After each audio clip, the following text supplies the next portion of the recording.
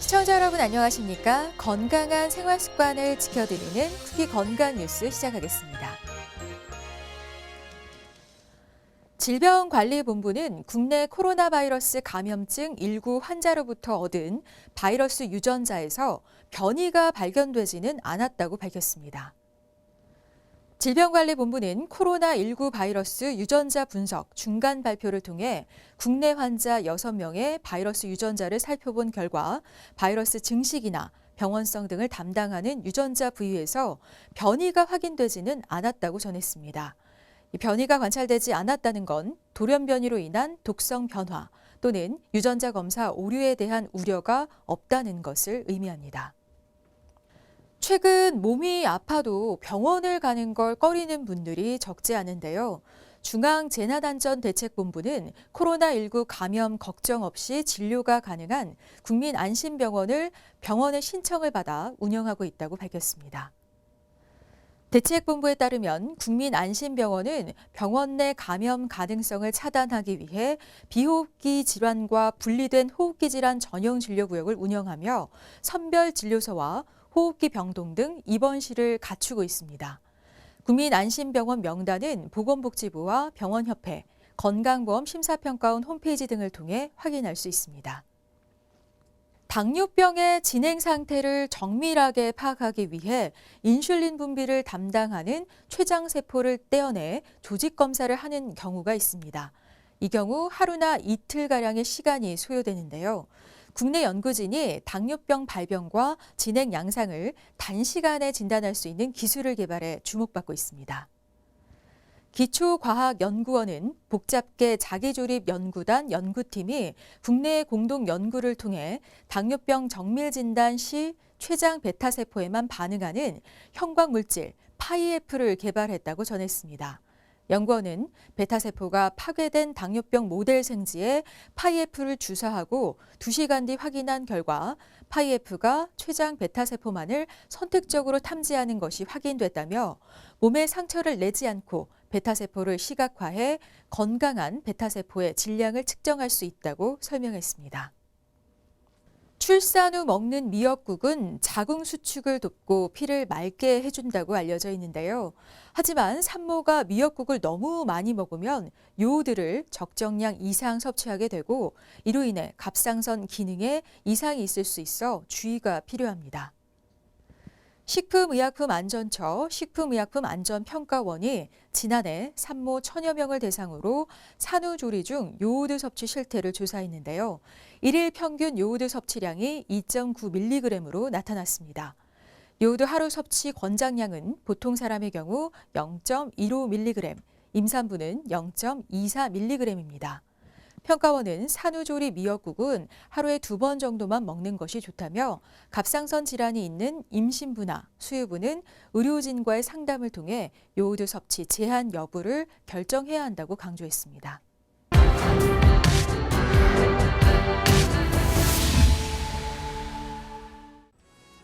혈액 속 면역 체계는 아주 복잡하면서도 정교합니다.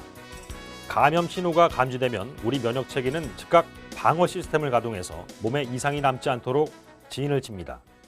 그런데 최근 수십 년 사이 아군을 적으로 오인해 공격하는 이른바 자가 면역 질환이 눈에 띄게 늘었습니다. 면역 체계가 오작동을 일으켜서 정상 조직을 손상시키는 것이죠. 그 대표적인 질환으로 류마티스 관절염을 꼽을 수 있습니다. 본래 임무를 망각한 면역 세포가 몸속 조직을 공격할 때는 주로 관절을 감싸고 있는 막, 즉 활막을 노린다고 합니다. 활막에 염증이 생긴 걸 방치하면 관절이 망가지는 것은 물론 이어져 있는 뼈들까지 심하게 손상을 입을 수 있습니다. 류마티스 관절염은 다발성 관절염입니다. 여러 군데에서 동시에 침범이 나타나는 염증 질환이죠. 주요 특징이 손가락, 손목, 발가락 같은 이 작은 관절을 파고들어 통증이나 부종을 일으킨다는 점입니다. 아침에 일어났을 때 관절이 뻣뻣하고 붓는 이른바 조조광직 현상도 류마티스 관절염의 대표적 증상입니다. 이에 반해 주로 노화 등으로 인해 연골이 닳아 나타나는 퇴행성 관절염은 엉덩이 부분 등 체중이 많이 실리는 관절에 생깁니다. 류마티스 관절염처럼 아침에 관절이 뻣뻣할 수 있지만 대부분 30분 이내에 풀립니다. 관절을 싸고 있는 활막에 염증이 반복되면 활막과 연결되어 있는 뼈들이 암세포가 퍼지듯 녹아내릴 수 있습니다. 이때 인대나 연골까지 훼손되는데요. 손 관절의 경우 손가락이 비틀어지는 형태로 변형이 나타납니다. 염증은 손과 발, 무릎 쪽 어디든 발생할 수 있습니다.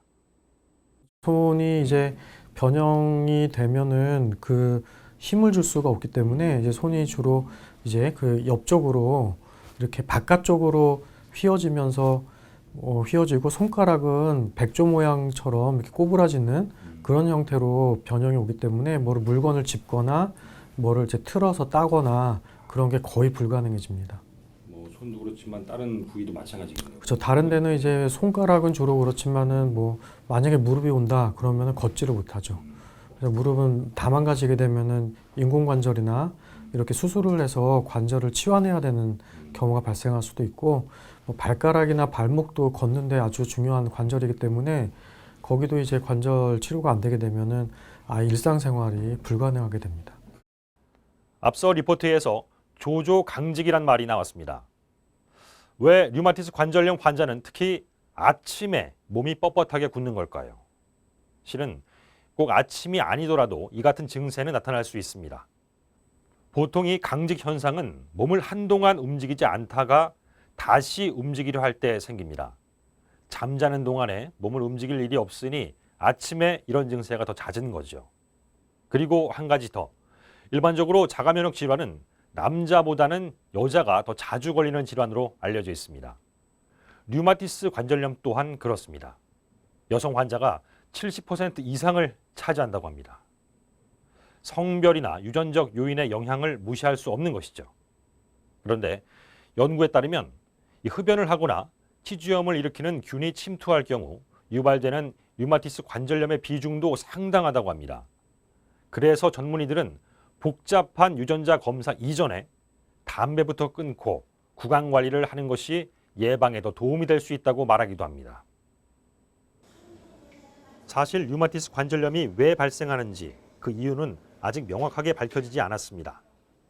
그렇다 보니 예방도 쉽지 않을 뿐더러 환자의 증상부터 혈액 검사, 초음파 검사 등에 대한 의사의 소견 하나하나가 중요할 수밖에 없습니다. 때론 다른 질환과 헷갈려 치료 적기를 놓치는 오진 사례가 있기도 합니다. 게다가 한 번 잘못 자리 잡은 면역은 사라지는 경우가 드뭅니다. 오랜 기간을 지나면서 서서히 약해지는 경향을 보입니다. 그러면 쉽게 말해서 약을 보통 얼마나 먹어야 되는 건가요? 평균 거의 평생을 먹게 되죠. 그러니까 이제 당뇨나 고혈압처럼 생각을 하시면 되는데 이제 한 가지 다른 점은 이런 여러 내과적인 만성 질환은 사실 점점점 나빠지는데 면역 질환들은 류마티스 관절염 같은 병들은 초기에만 치료를 잘하면 오히려 계속 약을 줄여나가다가 나중에는 거의 안 쓰거나 또 중단까지 하는 경우도 있을 수가 있기 때문에 하지만 기간은 완전히 나았다고 우리가 판단할 수 있는 방법이 없기 때문에 증상을 계속 봐가면서 또 안 먹다가도 환자가 또 갑자기 또 부으면 또 시작을 해야 되고요. 예.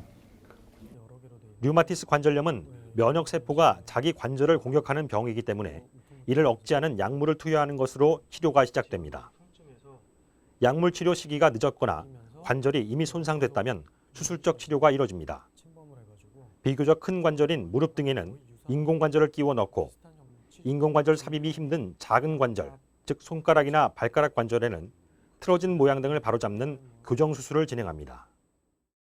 그 다음에 약을 아무리 써도 활막염이 심해서 그 부분에 계속 염증이 생긴다 그러면 활막을 제거를 해서 수술 부위의 염증 부위만 제거하는 수술을 한다든가 이제 그런 것들이 필요한데 이제 기본적으로는 이건 전신 질환이라 어느 한 군데로 수술한다고 해서 낫는 게 아니라 이제 망가진 부분을 그 부분만 일시적으로 그 부분만 치료가 하는 거지 병 자체를 치료를 하려면 이제 약물 치료밖에는 치료 방법이 없습니다. 오랜 기간 복용해야 하는 류마티스 관절염 약, 일종의 면역 억제제인데요. 이 약은 당장 내 몸을 노리는 이 면역세포의 공격은 줄일 수 있지만 계속 고용량을 쓰면 다른 세균으로부터 몸을 보호하는 좋은 면역까지 떨어뜨릴 수 있습니다. 감기나 폐렴 같은 이 감염성 질환 위험이 다소 올라갈 수 있다는 것이죠. 전문의를 통해 안전한 복용 기간 그리고 용량에 대해 충분히 설명을 들으시길 바랍니다. 류마티스 관절염 자체가 면역병이라 근본적 치료는 약물로 이루어진다고 보면 됩니다. 다만 이 관절이라는 게 제 기능을 돌아오게 하려면 재활 운동 등이 도움이 될 수 있다고 합니다. 염증이 오래된 관절의 경우 그만큼 오랫동안 못 썼으니 주위 근육들도 위축되기 마련인데요. 재활 운동을 병행해 주변 근육을 키우면 관절 기능도 빨리 돌아오고 염증이 있어도 관절 기능을 유지할 수 있게 도와 삶의 불편함을 많이 줄일 수 있다고 합니다. 고정된 자전거를 앉아서 타는 운동 그리고 걷기 등이 특히 좋고 손가락 같은 작은 관절은 고무공을 이용해서 가볍게 쥐었다 폈다를 반복하며 이 악력을 키울 수 있습니다.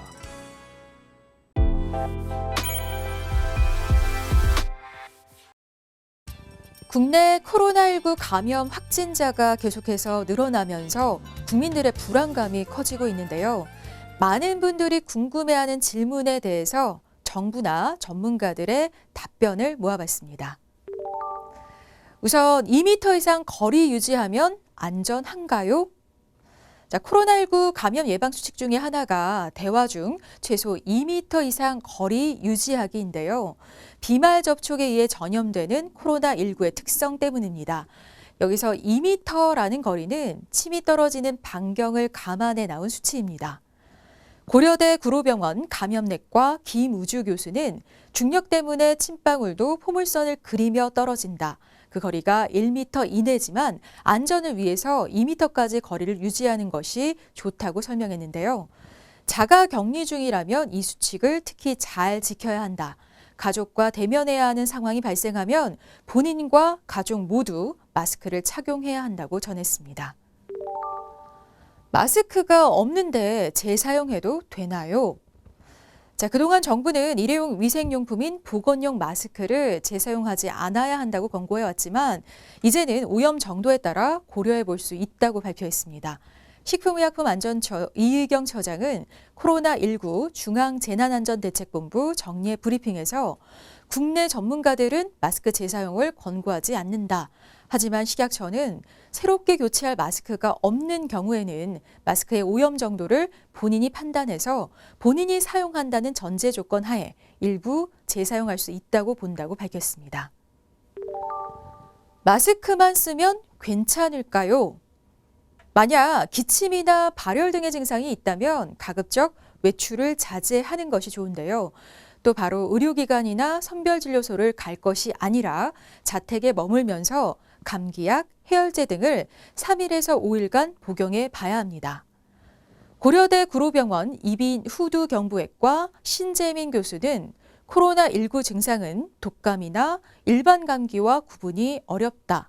단순 감기 환자라면 약 복용 후 3일에서 5일 내에 열이 내려간다며 5일이 지나도 열이 떨어지지 않고 해외 여행력, 대구 등 일부 지역 방문력, 특징 종교인 등 관련 노출력이 있다면 질병관리본부 콜센터 1339를 통해 선별진료소를 안내받아야 한다고 강조했습니다. 마스크의 올바른 사용법도 중요한데요. 질병관리본부 중앙방역대책본부 정은경 본부장은 마스크를 쓰는 이유는 두 가지다. 나의 비말이 남에게 가서 남을 오염시키거나 환경을 오염시키지 않기 위해서, 증상자의 비말이 나의 호흡기로 들어오는 것을 막기 위해서라며, 그러니까 마스크의 겉면이 가장 더럽다고 생각하면 된다. 그런데 이 마스크를 계속 만지고 내리고 코 밑에 걸치는 것은 마스크를 제대로 쓰고 있다고 볼 수 없다고 지적했습니다. 또한 마스크를 벗을 때는 반드시 손을 씻어야 하고 마스크 겉면이 아닌 끈을 벗겨서 버리는 방법을 활용해야 한다고 말했습니다. 회식, 친구들 모임은 가도 되나요? 자, 집단 행사를 취소하는 곳이 늘고 있는데요. 당분간은 불필요하거나 사람 간의 접촉이 이루어지는 행사는 야외에서라도 열지 않는 것이 좋고요. 친목을 목적으로 하는 사적 모임이나 여행도 자제해야 합니다. 중앙재난안전대책본부 김강립 1총괄조정관은 정례 브리핑에서 불효불급한 일회성, 이벤트성 행사나 협소하고 밀폐된 공간에서 다수가 밀집하는 행사, 취약계층을 주요 대상으로 하는 행사 등은 연기나 취소를 권고한다고 강조했는데요. 또한 야외 행사라도 다수가 밀집해 노래, 응원, 구호 등 비말 전파가 가능한 행위나 신체 접촉이 있을 만한 행위를 하는 행사는 자제돼야 한다. 친목을 목적으로 하는 모임, 회식, 여행 등 시급성과 필요성이 낮은 사적 모임도 가급적 자제해 줄 것을 당부드린다고 전했습니다. 가글액을 사용하는 게 코로나19 예방에 도움이 되나요?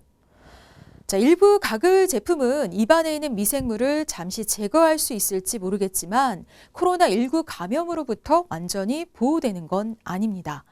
고려대 구로병원 호흡기 알레르기내과 오지연 교수는 코로나 바이러스는 하부 기도에 주로 있는 수용체에 붙게 되는데 가글로 기도를 씻어낼 수 있는 것이 아니라 입안만 헹궈내는 것이기 때문에 코로나19 감염 예방에 근본적인 대책이 되지는 못한다고 말했는데요.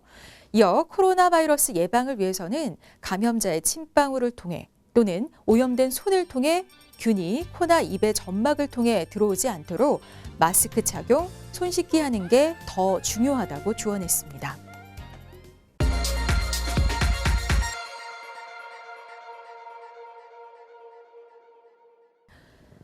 코로나19 예방을 위해서 비누로 손 씻기, 손소독제 사용이 중요시 되는 때죠. 하지만 주부 습진이 있는 사람은 주의가 필요한데요. 춥고 건조한 날씨까지 더해져서 습진이 악화될 수 있기 때문입니다. 비누로 손을 씻고 말릴 때는 수건에 비비지 말고 톡톡 두드려서 닦아야 하고요. 피부 장벽을 보호해줄 수 있는 보습제를 꼭 챙겨서 발라줘야 합니다. 건강한 생활 습관으로 각종 질병 잘 이겨내시기 바라고요. 오늘 쿠키 건강 뉴스는 여기서 마칩니다. 고맙습니다.